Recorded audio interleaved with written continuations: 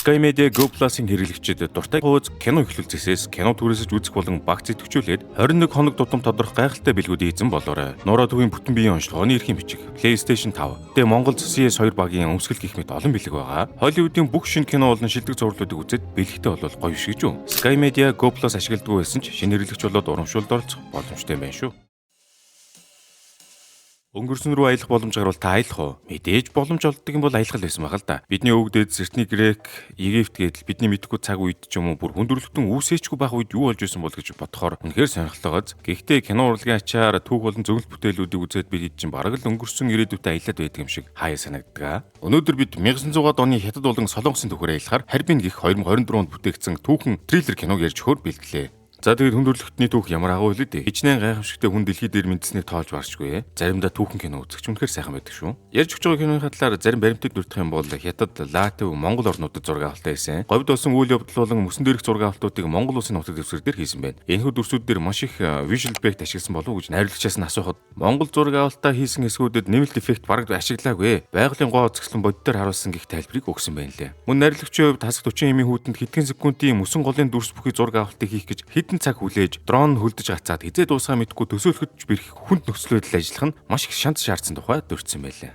Гол дүрийн жүжигчин болох Хямбяныг бол Монгол үзэгчдэд болохоор Crash Landing on You зурлаараа маш сайн танигдсан нэгэн бөгөөд энэхүү олон ангид киног кино задлан дугаараар орж ирснийг тавхан санаж байгаа. Төвний хувьд ч энэ зураг авалтанд бие махбодын төдийгүй сэтгэл санааны том сорилт байсныг ярьж. Нэрээ Хямбян Crash Landing on You киноны гол дүрийн жүжигчин болох Сон Ижинтэй гэрлээд хүүхдэн төрөх төгсөн байхад Монгол зураг авалттай биш таарсан байлээ шүү. Анхныхаа хүүхдийн өглөөдийн авахаар эндээс Яруу сандруу явсан гэж байгаа. За тэгээд ямар шоухан онцлогтой бүтээл болсныг хамтдаа сонирхцгоё.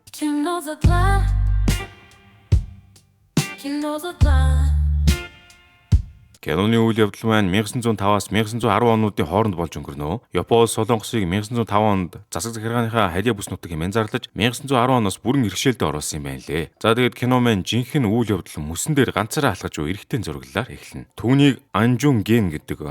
Одоос бүгдээрээ ан гэдэг удаа явчих юм. Ан сүүлд авсан даалгавраа биелүүлээд амьд үлдсэн цөөхөн хүмүүсийн нэг бааз руугаа буцахаар болж байгаа юм байна. Ааны зөвлөж үү баазын нэг тамхинд хүмүүс хурал уулзалт хийж байгаа бол та нэлээд тамхи татсан мандтай харанхуй өрөө байна. Тэр өрөөнд дотор Ли Чан суп гэдэг нөхөр ингэж хэлж байгаа. Өө ан одоо эрэг өмч өгсөн байх уу? Хэмээн хэлв. Одоос бүгдээр энэ нөхрийг Лигээ явуучих. Тэгсэн өөдөөс нь Ким гих нэг өөр нөхөр ирээд тэр амьд эргэж ирнэ гэв. Тэгснээ Ли өргөжлөн. Хэрв тэр амьд үлдээд эргэж ирдэг юм бол аль хэдийн Япончуудын эрхэнд ороод урагч болсон байх үсттэй гэж байдаг шүү.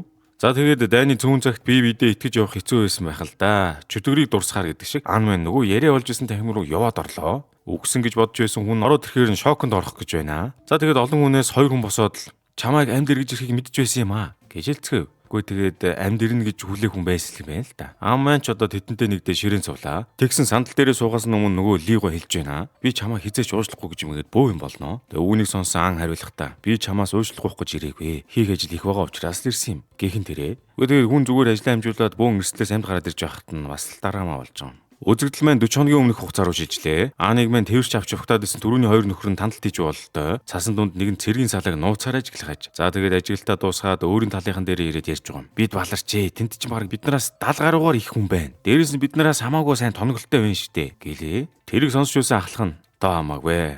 Зөв цагаа олгод л болно гэж хэлв.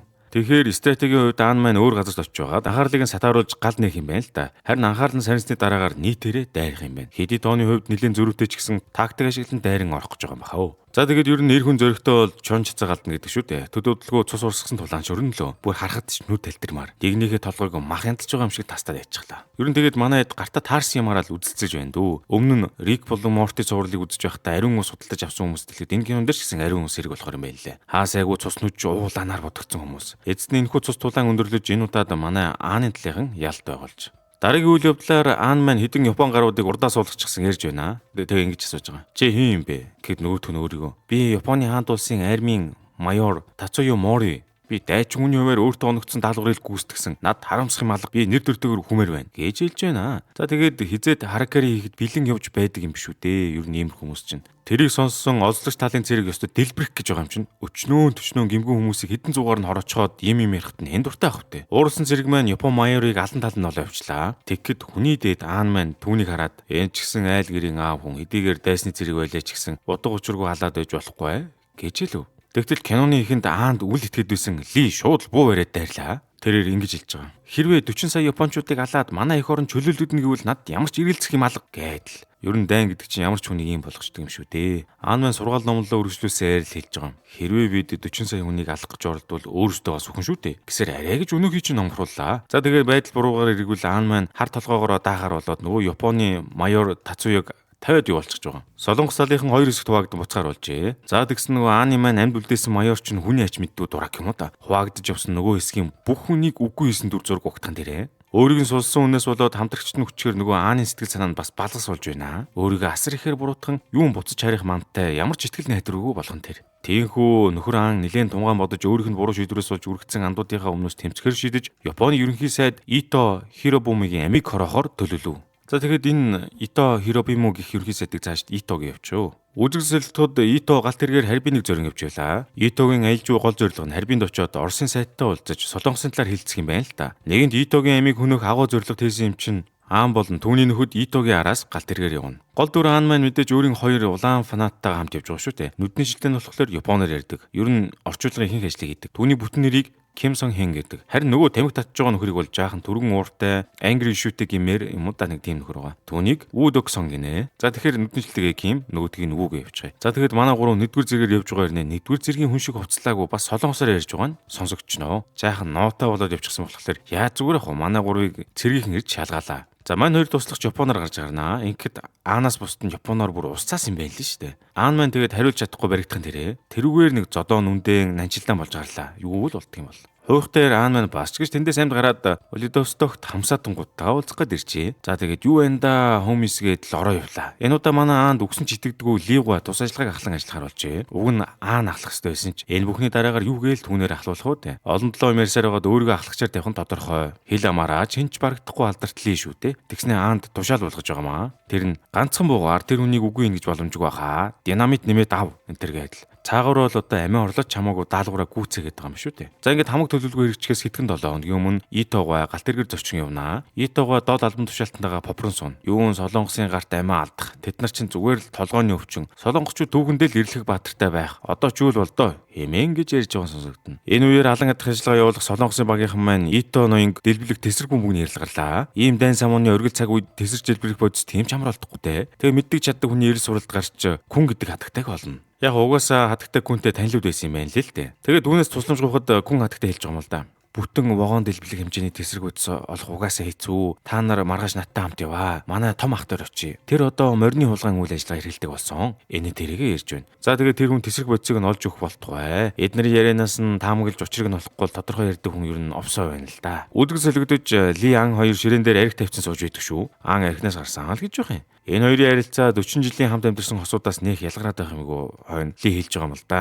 Нохоо бааха болдгүй үстэй чи архинаас гарлаа юу гэж авч байна. Хардаад ч байгаа мó хайшаа мэдэхгүй. Тэр хоёрын аяг шарганы хэрүүл хийж байх зур гэнт хаалга дуурч вүү ороод ирвэ. За жинхэнэ мажисэн байх гэж утсан хүн ороод ирэхээр гүн шоконд орлого яах вэ? Бүгдээрээ цугларсных ширээ тойроо төлөвлөгөө ярьж гарлаа. Тэгээд турал дуусан дараа Ли Антай үлдчихсэн хэлж байгаа. Энэ вүүг ажиллагаанаас хасъя. Амьд үлдэхэд хэцүү газраас амьд гараад ирсэн. Ямар ч сэтэлтэй болсон байж мэднэ. Бид нар ер нь нохоо санаалахгүй болохгүй шүү. Ухааны юм ярьж байгаамаа. Аан маань харин гэн ч юм уу хүний дээд зангаасаа болдог ч юм уу хэлж байгаа. Нотлогоогүй байхад хамаагүй хүн гүтгэж болохгүй гэд училж байгаа. За тэгээд маргааш нь хатагтай күнтэй явна гэснээрээ Ан, Вүү, Ким, Күн гээд дөрвөлээ замдаа гарлаа. Цас мөсөөрч, элсэн цөлөөрч хамтдаа морь хөлөглөн явсаар л байгаа. Гэхдээ нэрэл энэ элсэн цөлийн зураг авалтыг Монголд хэлсэн ч үү те. Киног нь бүтнээр үзвэл Монголын тал нутаг үнэхээр сүрлэг сайхан харагдаж байна лээ. Манай дөрвөн аян чин зам зураг амран сунга өнгөрснөд дурсан хууч хөрөлднө. Эдний зорж очих хүн өмнө тусгаар тогтнолын хөдөлгөөнд оролцдог байсан ба сүүлдээ дээрэмчин болсон юм байна өө. Тэгж явсаар нэг хадны агуу дотор том ахтайгаа уулзтлаа. Мэд мэдсэн даруйдаар том ахаас тэсрэг бодис олж өгөхийг хүслээ. Энэ том ах нь бас нэгнүдгүү согтуу үлчүү яваамуудаа гэмээр хүн байв. Согтуудаа солиоргүй гэлтэй Орос рулет буугаар тоглын инээ дээрээ болоо явчлаа шүү. Орос рулет гэдэг нь гар бундаа нэг сум хийгээд ээлж ижир толгодоо тулган бууддаг тоглоом. Тэгэхээр 6 хүний нэг нь оногдох нь баараггүй болж байгаа юм. Том ах бүр галзуу солиотой хүн шиг юм яриад толгоон дээрээ буу тулгаж малах загсан тавьж өгч байна. Дэгдэл хатагтай хүн эрүүний шүл амсуулж битгий ингээд архитан согтурж амьдралаа өрн таран хийгээд бай. Та ингэж амьдрал амь биеэ золиосон найзуудын золиос ямар ч үн цэнгүй болно гэж хэлв. Нэгэн ширүүн тулааны үеэр том ах маань нэг нүдээ мөн өөрийн дүүгээ алдсан юм байна. Тэрнээс хойш хамаг итгэл найдвараа алдаад аригчны замд орсон ажээ. Том ах тэгээ хэлж байгаа юм л да. Бэр дүү би өөрөөсөө ичиж байна. Ер нь би үхээд дүү маань амьд үлдэх ёстой байсан юм гэж хэлэхэд сая л нэг юм ураг садны холбоо байсныг нь мэдж авна. За тэгээд шилийн сайн хэрэг болох том ах маань тесрэг бодисны учрыг олж өгөөд төлөвлөгөөндөө буцан орлоо. Халддаг болохоос 3 хоногийн өмнө Харбин руу тесрэг бодисоо илгээхээр болно. Энэ үед Харбин нь Оросын харьяа байсан тул хүн хатагтайг Орос эдний орчуулагчийн оронтонд авч явахаар боллоо. Яг сайхан багаараа гарах гэж зэхэж байтал отолтон дүртэн дээрээ энэ тэндгүй бөөн юм болж динамит нүлгэлцэж гарлаа. За тэгж байтал Ли зүгтэж чадалгүй баригдчихваа гэж. Нөө киноны ихэнд сулж явуулдаг Тацуё ч Лиг бариад авцсан. Аан хаана байна гэдэл шалгаж гарлаа. Гэхдээ тэгтлэр нь Ли чинь овоо гар үжи. Анд нөхрийгөө хэлж өгөлгүй эрэлхэгээр буудуулж өглөө. Гэхдээ одоо энд нэг нотой зүйл байгаа нь тесрэг бөмбөгөө аваад нийтээрээ хөдлөх гэж байхад нь бэлтгэлтэй дайрсан явдал юм. Бүлгмийн дотор дайсны харах байна уу гэж бодохоор байгааз Ааны их багш болох нэгэн дүн дээр хэлж байгаа юм. Одоо наад төлөлөө зөксөө бидний дунд харах байна. Хэрвээ үргэлжлүүлбэл бүгдээрээ хүж магадгүй гэж хэлв. Тэгтэл Аан хариуд нь одоо зөксвөл хизээ дахиад ийм боломж гарч ирнэ гэж хүлээх болж байна гэж зөрүүдлэхэн дээр. Аанд одоо хэний ч ямар ч үг наалтахааргүй болж дээ. Хаа нэгтээ нэг нь нууц баазад хүн хатагтай Кин Вүү нар нэг нь нууц ажилтнаас даалгавар авах гэж зогсож байна. Тэгсэн нууц ажилтан 3 баатарт маань хэлж байгаамаа. Төлөвлөгөө өөрчлөгдсөн. Харин энийг өөр өртөөр солихоор болсон. Аан бид нартай хамт явахгүй. Өртөөн дээр тосож авна хэмээн хэлв. Харин энэ үеэр Японы талынхан ганцхан чусан хүнээс болж Ито ноёны бүх хуваарийг өөрчлөх боломжгүй. Тэглээгээд хамаг харуул хамгаалтаа чангатгсан байгаа гэж ярьва. Эндээс харахад Япон талаас тагнуул тавьсан баттай болж байна. Хэн тагнуул юм бол доо? Аанч бас нэг юм сэдэд байгаа л доо. Ер нь бол мань хүн хатагтай Күн Вүү Ким 3-ын нэгийг нь тагнуулж гэж сэжиглэж байгаа юм байна. Байршил өөрчлөгдсөн гэдэг нь ураг хүчийг олох нэг төрлийн өгөөж болж таарлаа. Аан үнэндээ тэдэнтэй хамт явахгүй гэж худал хэлээд нууцаар хэн мэдээл задруулсныг тантахаар төлөвлөсөн юм байна. Гэхдээ тэгсэн чи юу болсон гэж сана? Нөгөө номын хөөрхөн дуулууртай анд Ким танихгүй гартай юм яриа зогсож байгаад Ааны харан төртлөө шүү. Ким гоо чинь киноны өмнөх хэсэгт гардаг вагон доторх мөрөлдөөний дараахан Япончуудад баригдсан юм байна л та. Бүр хоригдоод тамлуулж гарсан байгаа байхгүй юу? Хорт хийгээр утууж мутуулаад л бүр өнөөх Тацуё Мори чинь өөрийн гараар тамалсан байгаамаа. Энэ Япон нөхрийг ер нь тавьж явуулсан шийдвэр манай Ааны амьдрал гаргасан хамгийн том алдаа байж үү дээ. Нөхөр Кимийг харгислын аргаар өөрсдөө уруулсан нэнэж. Тиймгүй Японы талыг чулуу өлөх төлөвлөгөөтэй Вүү Кимтэй хамт өртөөн дээр үлднэ. Бодсныхын дагууч болж нөгөө Мори Кин Вүү хоёр дээр ирчихсэн Ааны хаан угааг шалгаж гарлаа. Ким ямар мэдвэ штэ. Вүү ч ямар хэлэх вш. Тэгснэ эцэстэн сүулдэ Вүү маань буудуулж нүдэ анлаа. Энэ үеэр хатагтай Күн болон Аанаар Итогийн буух Харбины өртөөн дээр хүлээн. Хүлэх зураа Аан хатагтай Күнээс асууж байгаа. Яаж Оросоор Солонгосын тусгаар тогтнолоо гэж хэлэх вэ гэж асуугаад хэллэгийг нь сурч авлаа. Ито энэ үеэр вагон дотор Оросын талтай яриа сууж ив. Оросын талыг асууж байгаа. Солонгос хэний харьяа дуусвэ гэж асуухад Итогоо харин хэний хэмшиг байна гэж мэгээд айгүй баавартай сууж байдаг шүү. За тэгээд Итог бууж байхад нь хатагтай Күн Морийг хутгалаад харин ерөнхий сайд Итог Аан маань буудаад л хувьсгалын аваа үйл хэрэг нь болоод өнгөрлөө. Аан бууджингуудаа тэрүүгээр нэг ураа Корео гэж орсоор л баримтлагдсан явлаа хөргий. 1910 оны 3 дугаар сард Хятад улсын шоронд нөхөр Аан цаазаар ахууллаа. Энэхүү үйл явдлын дараа Тацуё Мори урагч Кимд шин даалгавар өгнө.